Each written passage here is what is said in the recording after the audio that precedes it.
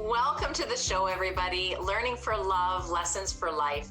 Today, we're talking about gratitude and positivity and how important those things are when we're thinking about how to live life to the fullest, even when we have so many different roles in our lives that keep us busy, caring for other people.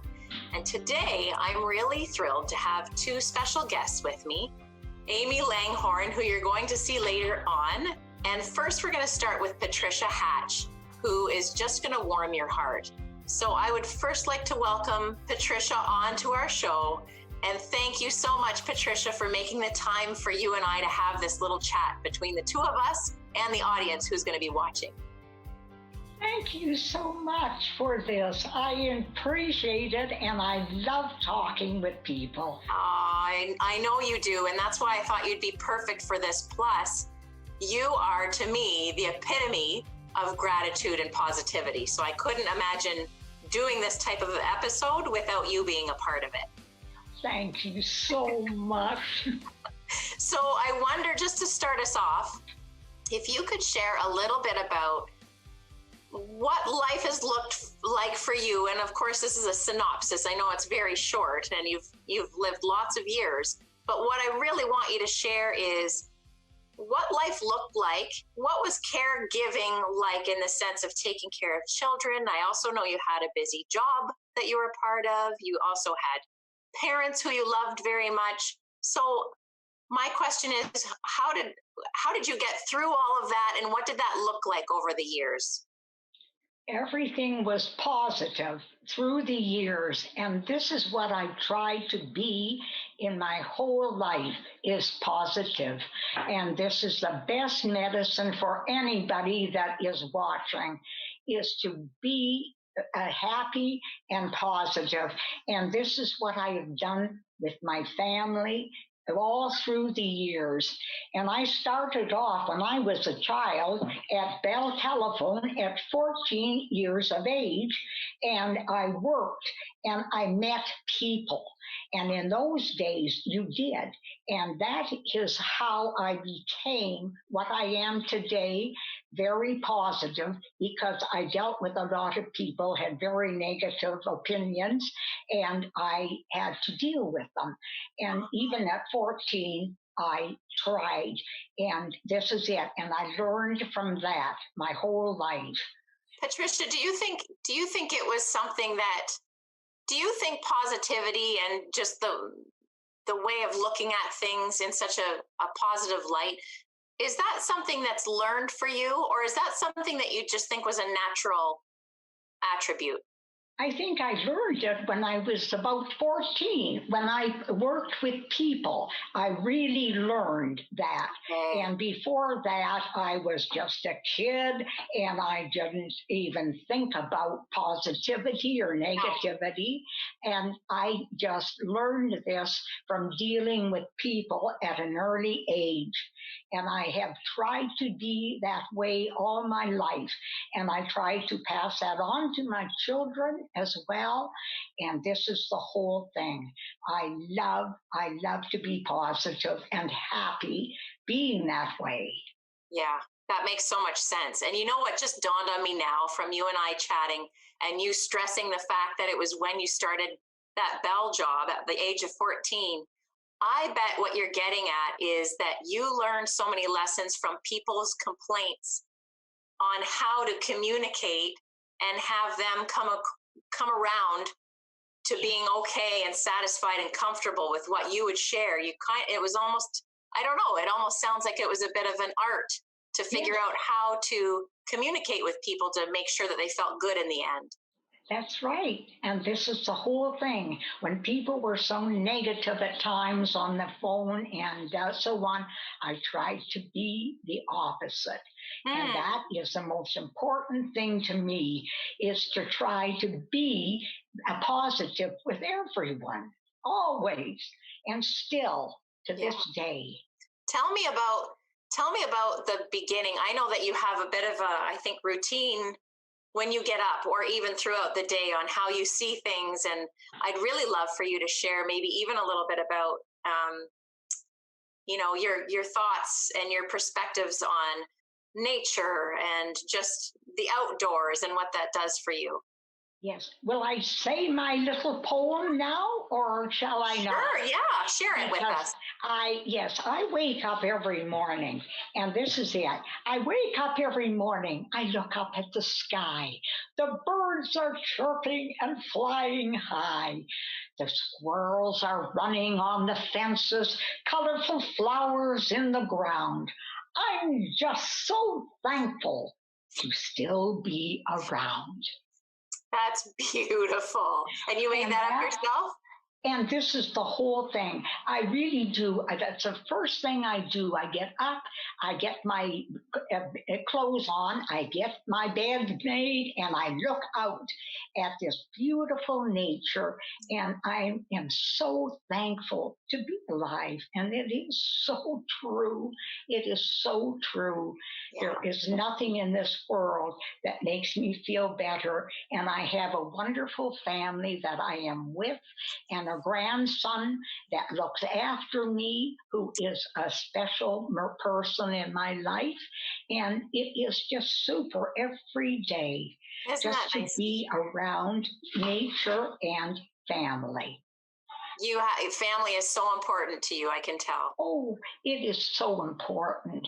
And every time we can get together, like Thanksgiving and Christmas, I love it. And birthdays, of course.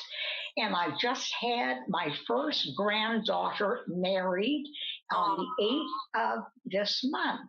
And I congratulations. tell you, oh, it was so wonderful. And yes, and I am so grateful for that. That's amazing. Congratulations. Thank you. So exciting. That Now I have a question for you, because I know that life couldn't have been all flowers and roses and sunshine all the time. So how did you, is there an example, or can you share a bit of a story on how did you actually deal with some of the more challenging and maybe more sad times in your life? How did you get through those times? Well, the most sad time in my life is when my first son died, and in very few weeks after he was born, and I had to go through that and look at him in a hospital bed and try to, I couldn't hold him. I couldn't do anything except pray. And so, anyway, it didn't work out, and he passed on. And so I'll never forget that. Yeah. And he is such a part of my life. And one day I know I will see him again. Yeah. And this is what is so, to me, is so important now. I will see my family, I will see my sisters, and all my relatives that I love so. And this is what is so special. And I really appreciate my life now, and I'll never forget my family here. And I tell you, this is something also that I wrote. Can I read Oh, it? please, yes. I made this, and they put it in a lovely cup. Hold it And up I a little gave for us. this, and I gave this to everyone for Recipe for Christmas. life. Yeah, and this is it, the recipe for life. And this is it. What Love. does it say on it, Patricia? Yeah. What does it say? Yes, love is the key. A smile goes a mile, and be kind and good to all you meet. And I put that on a cup and with my own writing, and this is what I gave to the children at Christmas a few years ago. So this is the thing. So they have something to remember, and this lovely cup and my picture on it at the time. Wow, I love it. Yeah, it was wonderful. I love it. Yeah. Very, very meaningful gift. Oh, this Yeah. is the thing. This is it. Something they can remember and see. There's Mom's writing, and there she is, and she made that poem up. Yeah. I love that. Thank you so much, Patricia. I want you just to hold on. Please don't go anywhere. Thank you. Thank you so I'm going to bring Amy on, and then afterwards, I want to bring you back to chat with Amy and I in the end. Does that sound okay? Thank you so much, Lisa. Thank you for sharing what you have. And it just goes to show that it sounds like there's always a positive outlook. You can decide how you want to see things, and the hope and the faith that you have they just shine out of you. So thank you. Amy, I'm going to bring you on. Welcome to the show, and thank you so much for taking the time to do this with me. From speaking with you, I got the same sense that you have this same energy about you, with your positivity, and from our conversations, it was very clear that you express gratitude, and some of these things are very important to you as well. I wonder if you could share a little bit about yourself. I know that you and I kind of talked about parenting at this point in our lives, and how sometimes things could be tricky along the road, and even with bringing in parents and starting to care for parents in a different way as well. How can you relate to the sandwich generation, and what does that look like for you now? Well, thank you so much, Lisa. And what an honor to be on this program with the wonderful Patricia.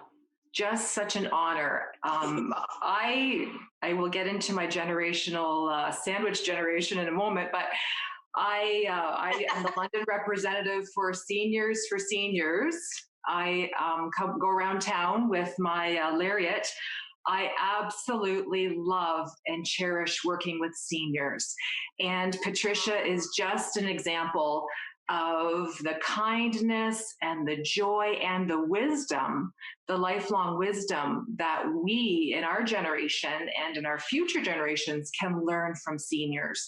And Seniors for Seniors, we have wonderful senior companions to care for seniors in their homes. And I absolutely am delighted to work with Seniors for Seniors.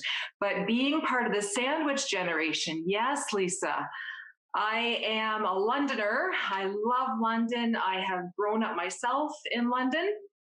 I raised my family in London. I have a wonderful husband. We've been married for 25 years now. He's my best friend.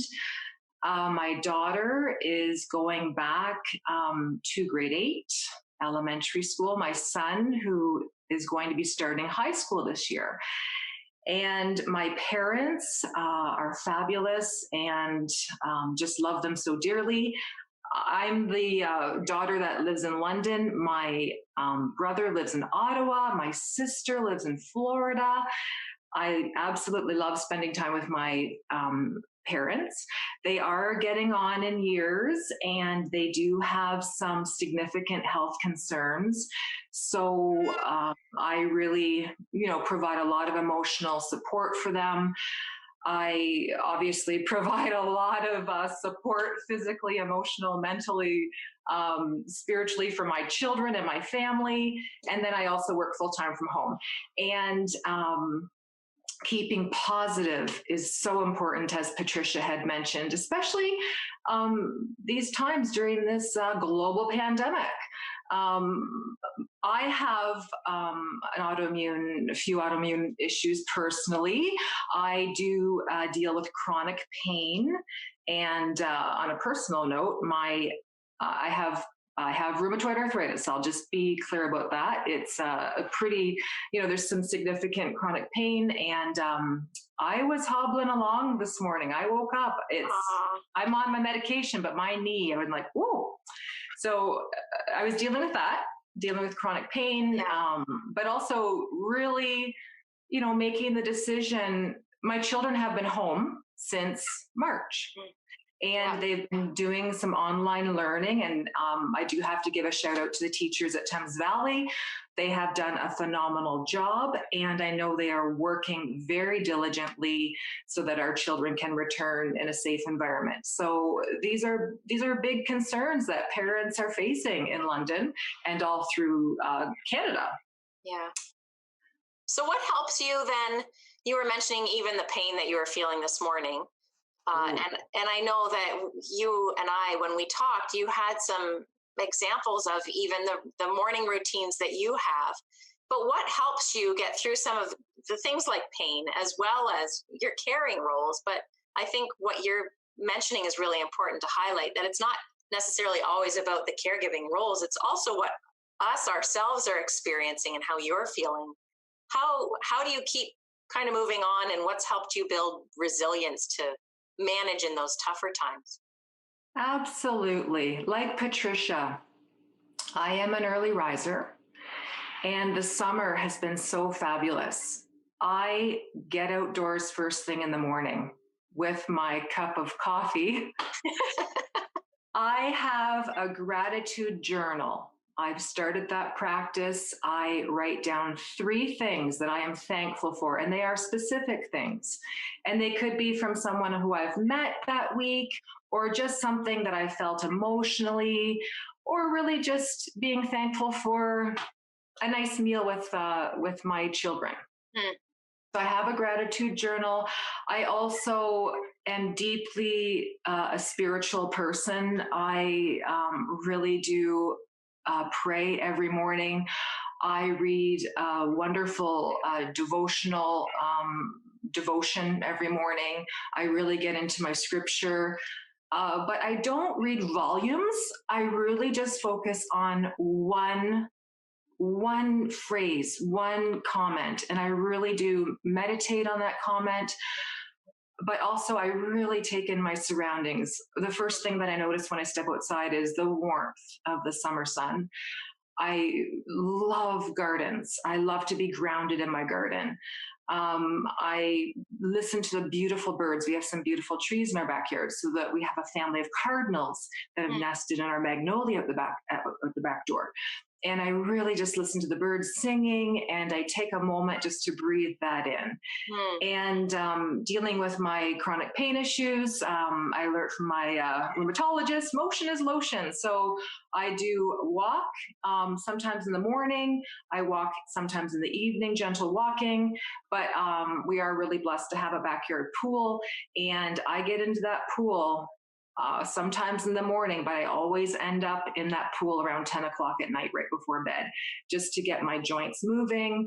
And I find for me, being in the sandwich generation, caring for my family, working full time, caring, just really being emotionally supportive for my parents and for my children and my husband, I really need to fill my cup first before I can pour for others.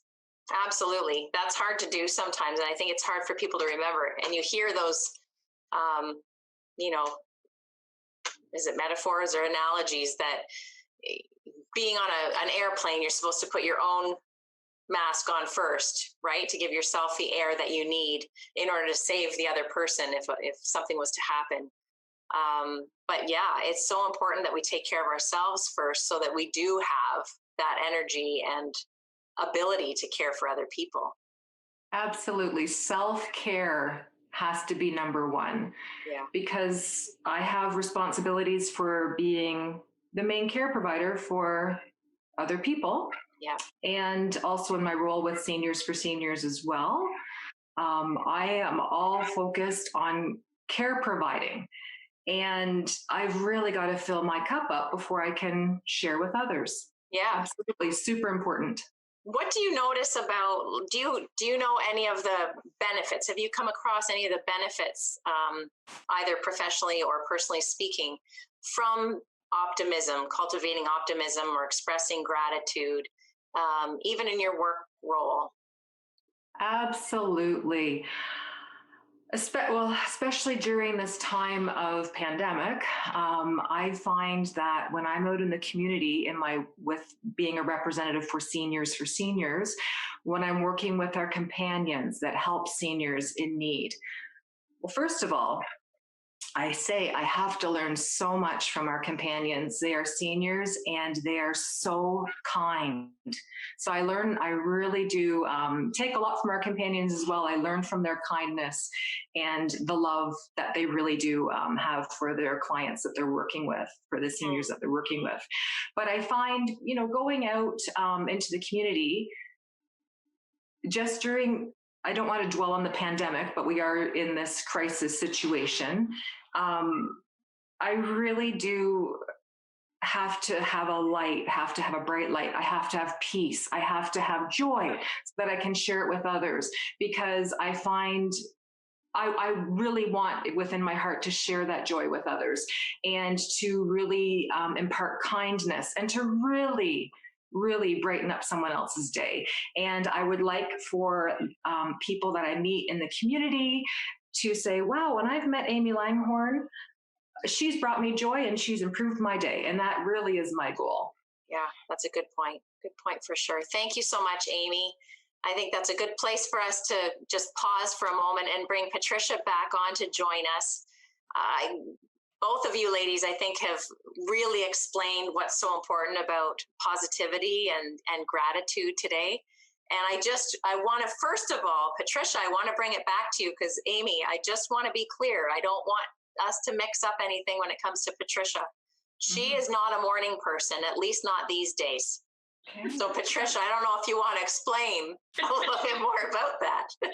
You have to watch your politics. I'm sorry, what was that again, darling? I said I don't want Amy to think that you're a morning person like she is, because I remember what you told me about what time you like to wake up. Yes, that's true. Yeah. But anyway, when I get up, I feel like it's the morning and so on. As I tell you, I look out every morning and see everything that's beautiful and so on. But life to me is wonderful. And I tell you, Amy has been super. She has brought out a lot of things that I love so much and so on. And I love to do each day and so on. And I pray also like she does. Right. And is amazing to me. I was always brought up in the church when I was a child, and so it has lasted all these years, and I love going to church, and I love all the beautiful hymns and all the beautiful sermons I hear. And I tell you, people to me are so special, and this is what I love. People that call me Mumsy. We get together with a lot of young people now because my older friends are all deceased. Right. And so I have so many wonderful people that I meet up with and have chats with, and we go out and have a little coffee and have a wonderful time together, just chatting. Yeah. And this is the whole thing. And getting together with young people that have that beautiful spirit, and they are so wonderful. And I can, give them a lot of information about what I did as a child. And they also are wonderful with me. And this is the best medicine. Absolutely. Patricia, that's wonderfully said. And I think the other common denominator between you and Amy is the fact that you're talking about staying connected and being able to share, and socialize with other people. So what really came to mind for me, I remember your daughter, Sue, who I know we'll be talking to eventually as well, but that she's trying to figure out little connections and social connections so that you do continue to have friendships and companionship in, social circles. And Amy, it reminds me too of the work you do for Seniors, and how in that work, seniors are probably very able to stay connected to other people and continue to give back through even just socialization, which I think is key in, keeping us from being alone and feeling isolated. Does that sound kind of on point? Absolutely. Seniors, well, we have junior seniors, if you will. Yeah. 55 plus, caring for seniors that need a friendly visit, but they also really need a helping hand in their homes. Yeah. But just the fact that they have that communication piece, communicating, sharing, expressing emotions are so important for all generations, not just for seniors, but for all of us. So it's really important for us to really reach out. And even if it's, you can't get together, maybe make a telephone call. But also, please remember, this is the beautiful time of the year that we can get together outside, and it's safe. And, backyard visits in a safe way, beautiful porch swing visits, whatever it will be. But it's very important to connect. Absolutely. Yeah, I agree. Patricia, I have one more question for you before we end today. And I think I know the answer. Can you hear me okay? I surely can. Okay. I wanted to ask you, what inspires you now? What keeps you going? What motivates you? What inspires you? I think it's my family and my beautiful young friends. And this is what is so important, that my young friends, as well as my family, want to visit with me. And I call my children so much on the phone as they call me. And I love to chat with them. And I love to chat with anybody that is available, which is so important to me. And this is what is so great, because the young people who call me Grandma Tiki and so on, now you wouldn't believe at my birthday, which is coming up, how many cards I get from all these people. Wow. And how they come and love me and so on. But right now we can't hug or anything, and that is my biggest problem, because I love to hug all that I meet. Yeah. And this is it. But I love getting up in the morning and saying, who can I help today? And this is so important to me. And a lot of times I just telephone. That's wonderful, Patricia. I think you summed it up all very nicely with a big bow on top. Oh, thank you so much. You've touched on so many points. I think the importance of staying socially connected in whatever way it works for people. And, family is important, and the people around us, and just remembering that there's always today, right? There's always a way to look at today. That is so important, isn't there? Today. Yes, we have today, and we have to get through it and try to help anybody that needs it. That's perfect. Well, thank you both so much for joining me today on this episode of Learning for Love, Lessons for Life. And I know that people are going to get a lot out of this. And just knowing, to me, this show is all about helping people realize that they're not alone, that we're all just going through life, and it looks different for all of us. So I really appreciate both of your points of view and sharing what you have with me today. So thank you so much. Thank you, Lisa. It was such an honor today. Thank you. Wonderful. Amy, I loved with you. I love being with you. So this has been another episode of Learning for Love, Lessons for Life. And thank you so much for joining us, and we'll see you next time.